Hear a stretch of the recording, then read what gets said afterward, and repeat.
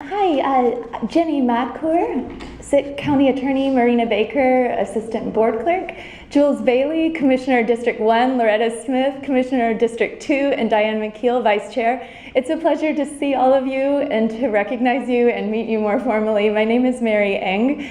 I want to thank you so much for your leadership in these difficult times. We are currently experiencing a national tragedy in Ferguson, a tragedy of violation of constitutional rights, of the National Guard issuing racist epithets, and of unprecedented police brutality and outrage. I've spoken with you about the outrages in Multnomah County affecting us with the implementation of the Nazi and the hiding of Nazi memorabilia down in City Hall as an affront to our civil rights.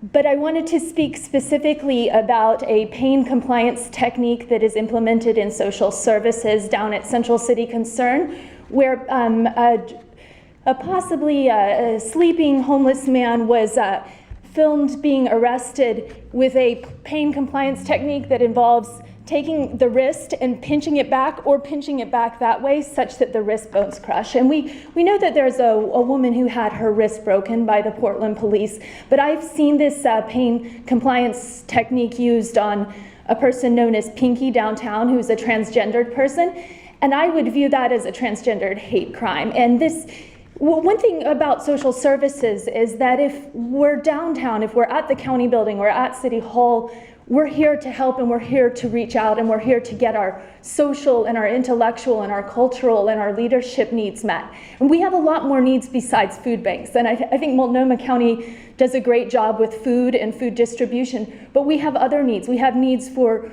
activities and for feeling like leaders and like we can make a difference and like our disabilities can be taken seriously. So I think in some ways when I see that level of violence, it is actually serving as a deterrent for my involvement in the city.